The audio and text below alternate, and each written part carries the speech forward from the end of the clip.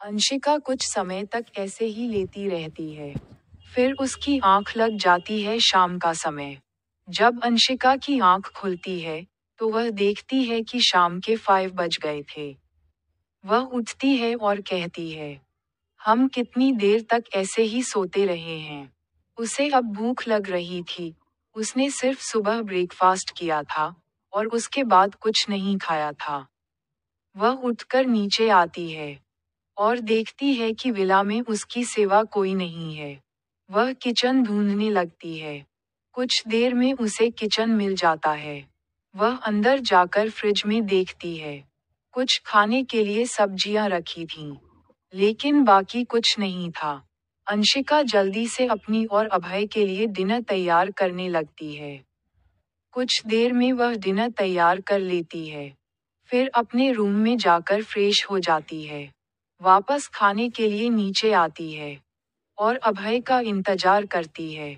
वैसे तो वह अभय को पसंद नहीं करती थी, लेकिन उसने अपनी मन से प्रॉमिस किया था कि वह अपने पति होने का हर फर्ज निभाएगी। इसलिए वह अभी का इंतजार करती है, पर अभी तक नहीं आया है। रात के 8 o'clock बज चुके थे, लेकिन अभय अब तक नहीं आया था। तभी अंशिका को गाड़ी रुकने की आवाज सुनाई देती है, और वह झट से जाकर दरवाजा खोल देती है। देखती है, अभय अपने हाथ में लैपटॉप लेकर अंदर आ रहा था। अभय इस वक्त बहुत अट्रैक्टिव दिख रहा है। उसके बाल उसके माथे पर बिखरे हुए हैं। वह 3 पीस सूट में है और कह रहा है, अंशिका। बस, उसे देखते ही रह जाती है। अभय उससे एक नज़र देखता है और अपने रूम में चला जाता है। अंशिका डाइनिंग टेबल पर बैठकर उसका इंतजार करती है। अभय कुछ देर बाद फ्रेश होकर नीचे आता है और डाइनिंग टेबल पर बैठ जाता है। अभय उससे पूछता है, तुमने खाना खा लिया? तो अंशिका नहीं कहती है, तो अभय उस पर एक नज़र डालकर कहता है, मेरा काम ऐसा ही है। तुम अपना खाना खा लो। मुझे भी पता नहीं रहता है कि मैं कब फ्री होकर घर आता हूँ। अंशिका कुछ नहीं कहती और खाना सर्व करने लगती है। अभय ने जानबूझकर यहाँ के सभी नौकरों को छुट्टी दे दी थी, ताकि वह अंशिका को परेशान कर सके। पर अंशिका एक मिडिल क्लास परिवार से बिलोंग करती थी, और उसने अपने सारे काम खुद ही करने की आदत थी। अभय खाना खाने के बाद अपने रूम में चला जाता है और अंशिका से कहता है, रूम में आओ, मुझे तुमसे कुछ जरूरी बात करनी है। अंशिका सोचती है, भगवान जाने, ये अब हमसे क्या करवाना चाहते हैं। पर वह अब से कुछ नहीं कहती और उसके पीछे पीछे रूम में चली जाती है। अभय काउच पर बैठा होता है और अंशिका उसके सामने किसी छोटे बच्चे की तरह सिर झुकाकर खड़ी है। अभय उससे कहता है, हम अब तक राना विला में थे। तो मैंने तुमसे कुछ नहीं कहा था, क्योंकि वहाँ पर बाकी सभी सदस्य भी थे। लेकिन यहाँ तुम्हें मेरी सारी बातें माननी हैं, और मेरे साथ रहने के कुछ नियम भी फॉलो करने पड़ेंगे। अंशिका उसे नज़र उठाकर देखती है और फिर अपनी नज़रें वापस नीचे कर लेती है। अभय कहता है, तुम्हें इस घर की साफ सफाई करनी होगी, सुबह जल्दी उठकर मेरे लिए ब्रेकफास्ट भी बनाना होगा, और मेरे सारे काम तुम्हें ही करने होंगे।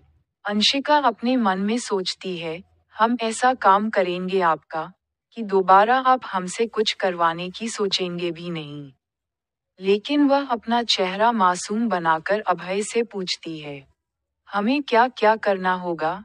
अभय कहता है, 5 o'clock बजे उठकर पूरे घर की सफाई करनी होगी। उसके बाद नाश्ता बनाना होगा। फिर मेरे लिए कपड़े निकालने होंगे। फिर ऑफिस के लिए रेडी होने में मेरी मदद करनी होगी। उसके बाद मेरे लिए ब्रेकफास्ट बनाना होगा। और सबसे महत्वपूर्ण बात, तुम मेरी किसी भी बात को इग्नोर नहीं कर सकती हो। समझी? अंशिका सर हिला देती है, लेकिन उसके मन में कुछ और ही खुराफात चल रही होती है। अपने मन में कुछ प्लान करते हुए उसके चेहरे पर एक ईविल मस्क होती है। वह खुद से कहती है, मिस्टर अभय सिंह राणा, अगर हम शांति से नहीं रह सकते आपके साथ, तो हम भी आपको शांति से हमारे साथ नहीं रहने देंगे। ये कहकर वह अभय से पूछती है, क्या अब हम जा सकते हैं? अंशिका अपनी आंखों में मासूमियत लेकर पूछती है, जिस पर अभय हाँ में सर हिला देता है। अंशिका नीचे जाकर बर्तन साफ करती है, किचन का काम निपटा कर वापस रूम में आती है। देखती है, अभय अब भी अपना काम कर रहा है। वह ब्लैंकेट और तकिया लेकर सोफा की ओर जाने लगती है, तब अभय उससे कहता है, आज से तुम बेड पर ही सोओगी। अंशिका अभय से पूछती है, अगर हम बेड पर सोएंगी, तो आप कहाँ सोएंगे? अभय उसे घूरते हुए कहता है, हम भी बेड पर सोएंगे, और तुम हमारे साथ बेड पर ही सोओगी। अंशिका शॉक होकर उसे देखती है और कहती है, हम ऐसे आपके साथ नहीं सो सकते हैं। जिस पर अभय जवाब देता है, तुम हमारी पत्नी हो, और तुम हमारे साथ ही सोओगी। अंशिका जवाब देते हुए कहती है, आपने ही तो कहा था कि हम आपके बेड पर नहीं सो सकते। तो अब हम ही कह रहे हैं कि आप हमारे साथ ही सोओगे। अंशिका की आंखें छोटी हो जाती हैं। वह अपने मन में सोचने लगती है कि कहीं ये हमारे साथ कुछ करने का तो नहीं सोच रहे हैं। अभय बिना देखे ही कहता है, हमें कुछ करना होगा। तो हम आपके पास साथ सोफे पर भी कर सकते हैं। हमें इसमें कोई प्रॉब्लम नहीं होगी। अंशिका हैरानी से उसे देखती है, सोचती है कि इनको कैसे पता कि मैंने क्या सोचा। अभय फिर से कहता है, हमें सब पता है कि आप अपने छोटे से दिमाग में क्या सोच सकती हैं। अब चुपचाप जाकर बेड पर सो जाइए। अगर आपको नींद नहीं आ रही या आपका एक्सरसाइज करने का मन है और आप नहीं सोना चाहती हैं तो हमें बता दीजिए। हम आपकी मदद कर देंगे, जिससे आपको बहुत अच्छी नींद आएगी। अंशिका पहले उनकी बातों को समझ नहीं पाती है, लेकिन जब उसे समझ आता है, तो वह अभय को देखने लगती है। मन में सोचती है, ये कितने बेशर्म हैं। तभी अभय फिर से कहता है, शायद आप कुछ और करना चाहती हैं, कहकर खड़ा हो जाता है। इसे देखकर अंशिका जल्दी से बेड पर लेट जाती है और खुद को ब्लैंकेट से ढक लेती है। अभय के चेहरे पर एक छोटी सी मुस्कान आती है, और वह बैठकर अपना काम शुरू कर देता है। अंशिका आंखें बंद कर लेती है और अपने मन में कहती है, भगवान जी, कृपया हमें उनसे बचा लीजिए। हम तो आपके ही प्यारी सी बच्ची हैं। कुछ देर बाद उसे नींद आ जाती है, और अभय भी थोड़ी देर बाद आकर बेड पर लेट जाता है। अंशिका उसके करीब जाकर उसे अपनी बाहों में भर लेती है, और दोनों सो जाते हैं। सुबह, जब अंशिका की नींद खुलती है, वह देखती है कि सुबह के 5 o'clock बज रहे हैं। उसको अभी की बातें याद आती हैं, और वह उठने की कोशिश करती है। तब मुझसे पता चलता है कि अभय उसे जकड़ कर सो रहा है। अंशिका एक बार अभय की ओर देखती है। अभय इस वक्त किसी मासूम बच्चे की तरह लग रहा है। अंशिका एकटक उसी को देखने लगती है, और अपने मन में कहती है, देखने में तो कितने मासूम हैं, पर हरकतें इनकी डेविल वाली हैं। तभी अभय आंखें बंद किए हुए ही अंशिका को पलट देता है, और अंशिका के ऊपर आ जाता है। अंशिका एकदम से समझ नहीं पाती कि यह सब क्या हो रहा है। जब वह समझती है, तो अभय को वह खुद से दूर करने की कोशिश करती है। अभय कहते हैं, हम शायद आपको कुछ ज्यादा ही पसंद आ गए हैं, इसीलिए तो आपकी नजरें हट ही नहीं रही थीं। अंशिका के गाल शर्म से लाल हो जाते हैं, और वह अभय को धक्का देते हुए कहती है, छोड़िए हमें। ऐसी बातें कर रहे हैं आप। अभय अंशिका के और थोड़ा और करीब आते हैं और कहते हैं, कैसी बातें कर रहे हैं हम? जिससे अभय की गर्म सांसें अंशिका के चेहरे पर पड़ रही थीं। अंशिका अपनी आंखें बंद कर लेती है, और उसका दिल जोर जोर से धड़कने लगता है। अभय भी अपने होंठ अंशिका के होठों पर रखकर प्यार से चुंबन करने लगता है। अभय और गहरा चुंबन करना चाहता था, लेकिन अंशिका अपना मुंह नहीं खोल रही थी। तब अभय उसकी कमर को थोड़ा सा पिंच करता है, जिससे जिससे अंशिका का मुंह खुल जाता है। अभय अंशिका के मुंह को एक्सप्लो करने लगता है, जिससे अंशिका की सांसें तेज होने लगती हैं, और वह छुटाने की कोशिश करने लगती है। अभय उसे नहीं छोड़ता, और अंशिका लगभग बेहोश होने वाली होती है। तभी अभय उसे छोड़ देता है।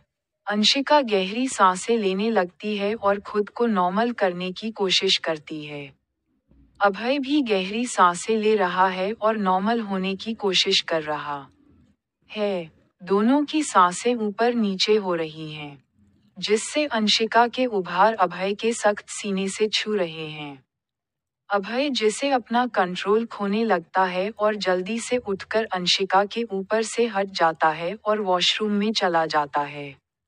अभी के जाने के बाद अंशिका भी खुद को नॉर्मल करती है और दूसरे वॉशरूम में फ्रेश होने चली जाती है। कुछ देर बाद वह तैयार होकर वापस आती है और घर की सफाई में लग जाती है।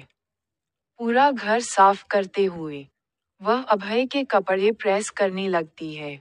तभी उसके दिमाग में कुछ आता है, और वह अभी की शर्ट को जला देती है। अंशिका अपने शैतानी मुस्कान के साथ कहती है, अब मजा आएगा। मिस्टर डेविल, आपको बहुत मजा आता है ना हमें परेशान करने में। अगली बार से आप हमसे कोई भी काम करवाने से पहले 100 बार सोचेंगे तभी हमें। अभय वॉशरूम से बाहर आता है और देखता है कि अंशिका के हाथ में एक शर्ट थी जो जली हुई थी। अंशिका की यह हरकत देखकर अभी की आंखें छोटी हो जाती हैं। अंशिका कहती है कि गलती से हो गया। अभय उसे घूर कर देखता है और अपनी 2-3 शर्टें निकालकर उसके हाथ में रख देता है। कहता है, हमारे पास कपड़ों की कोई कमी नहीं है। आप जितना चाहे जला सकती हैं, लेकिन याद रखिए, आपको काम तो हमारा करना ही पड़ेगा। फिर वह अंशिका से कहता है, हम यहीं खड़े हैं। जल्दी से हमारी शर्ट प्रेस कीजिए और हमें दीजिए। हमें देर हो रही है। अभय नहाने के बाद बाहर आता है। उसने सिर्फ एक टॉल लपेटा हुआ है। उसके 6 पैक एब्स साफ नजर आते हैं। बिना पलके झपकाए अंशिका उसकी ओर देखती है और बेशर्मी से उसे तरने लगती है। अंशिका को देखकर अभय पहले खुश होता है, लेकिन फिर उसे उस रात की बात याद आती है, और उसे गुस्सा आने लगता है। अभय अंशिका के पास जाता है। दोनों बाह को पकड़कर गुस्से में कहता है, आपने जितने लड़कों के साथ रिश्ते बनाए, उनके पास ऐसी बॉडी नहीं थी जो आप हमें इस तरह से देख रही थीं।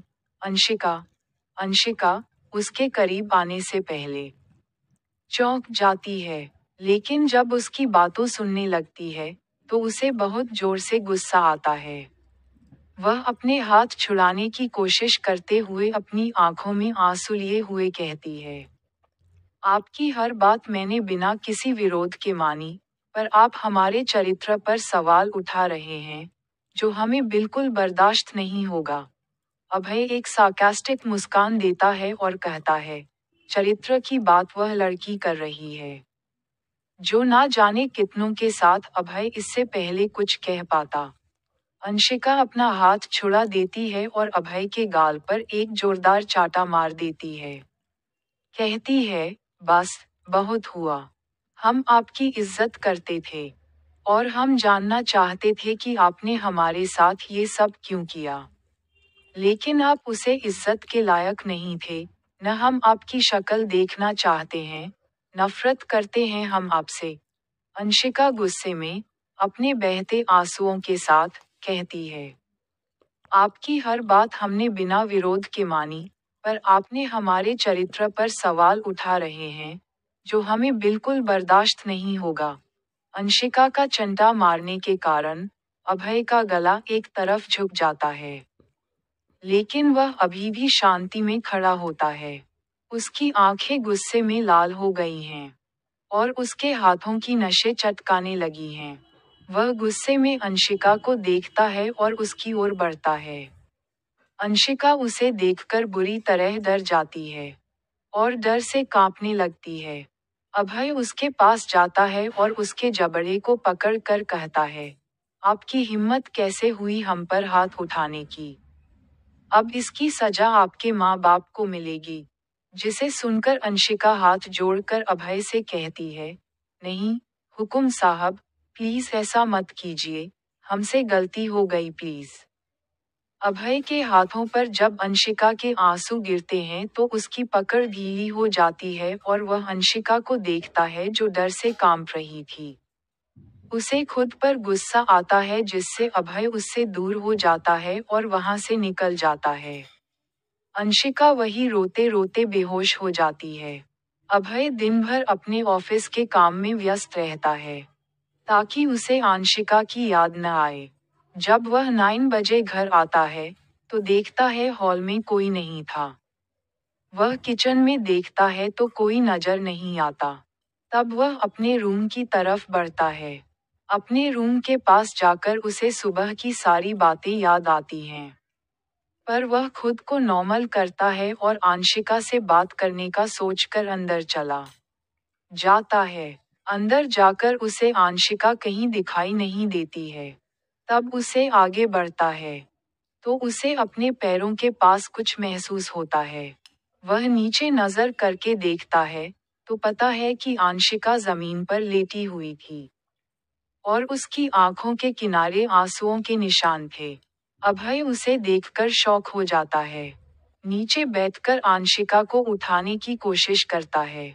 उसका सिर अपनी गोद में रखकर ठपकने लगता है और कहता है, अंशिका, क्या हुआ आपको? आपको क्या हुआ, प्रिंसेस? प्लीज, अपनी आंखें खोलिए। अभय के चेहरे पर इस वक्त बहुत ज्यादा डर था। जिसे दुनिया क्रूएल बिजनेसमैन के नाम से थी, वही आज घुटनों पर बैठकर एक लड़की के लिए इतना परेशान हो रहा था। अभय अंशिका को उठाता है और बेड पर लेटा देता है और जल्दी से जाकर रोहन को कॉल करता है। उधार से रोहन की आवाज आती है, हेलो। इस वक्त रोहन एक सर्जरी से फ्री होकर बेड पर रेस्ट कर रहा था कि उसका फोन बजता है। रोहन पहले तो कॉल रिसीव नहीं करता है। जब बार बार फोन बजता है, वह इरिटेट होकर फोन उठा लेता है और कहता है, कौन है? जिसे रात में भी चैन नहीं है, कोई चैन से सोने भी नहीं देता मुझे। जिस पर अभय की गुस्से में आवाज आती है, जल्दी से 20 मिनट में मेरे घर पहुंचो, और फोन कट कर देता है। अभय की आवाज सुनकर रोहन की आंखें पूरी तरह से खुल जाती हैं। वह जल्दी से उठकर बैठ जाता है और एक बार फिर कंफर्म करने के लिए अपने फोन को देखता है। कॉल अभय का ही था। जल्दी से उठता है, अपने कपड़े बदलकर एक मेडिकल किट लेकर अभय के घर के लिए निकल जाता है। वह बहुत ज्यादा हड़बड़ी में था। कुछ ही देर में रोहन अभय के घर पहुंचता है। उसे देखते ही अभय से पूछता है, क्या हुआ है तुझे? और उसे ठीक देखकर वह अपना मुंह बनाकर कहता है, तू तो बिल्कुल ठीक है। तो फिर मेरी नींद क्यों खराब की तूने? अभय गुस्से में उसे हाथ पकड़कर अपने रूम में ले जाता है और अंशिका को दिखाते हुए कहता है, जल्दी से इसे चेक करके मुझे बता कि इसे क्या हुआ। रोहन हैरानी से कभी अंशिका को देखता है तो कभी अभय को। अभय गुस्से में कहता है, शायद तेरा जीवन से मन भर गया है। रोहन हड़बड़ा जाता है, जल्दी से अंशिका को चेक करने लगता है। कुछ देर बाद रोहन अंशिका को एक इंजेक्शन लगाता है। रोहन थोड़े गुस्से में पूछता है, तूने क्या किया है इनके साथ? जिस पर अभय पूछता है, ये कैसे बेहोश हो गई? रोहन उसे जवाब देते हुए कहता है, ये स्ट्रेस की वजह से बेहोश हो गई थी और इन्होंने सुबह से शायद कुछ खाया भी नहीं है। अभय ये सुनकर एक गहरी सांस लेता है। रोहन ने पहली बार अपने दोस्त को इतना परेशान देखा था। अभय के कंधे पर हाथ रखकर कहता है, तू टेंशन मत ले, ये बिल्कुल ठीक है। जिस पर अभय हाँ में सिर हिलाता है। जिसके बाद रोहन वहां से चला जाता है। अभय आंशिका के पास जाकर बैठकर कहता है, हमें माफ कर दीजिए, प्रिंसेस। हमने आपके साथ जिस तरह का बिहेव किया, पर हम क्या करें। हम चाहकर भी उस रात को नहीं भूल पा रहे हैं, जो उसे रात हुआ था। तभी अभय को कुछ हलचल महसूस होती है, और वह देखता है कि आंशिका होश में आ गई है। अभय जल्दी से अपने फोन पर एक मैसेज करता है, और आंशिका के पास ही बैठ जाता है। आंशिका धीरे धीरे अपनी आंखें खोलती हैं, और उसे अपनी आंखों के सामने अभी का चेहरा नजर आता है। तो उसे अभी की आज सुबह की सारी बातें याद आती हैं। लेकिन आज उसके चेहरे पर घमंड और नफरत नहीं, अपने लिए फिक्र नजर आ रही थी। आंशिका ये देखकर थोड़ी भ्रांति हो जाती है, और अपने मन में कहती है, इन्हें कब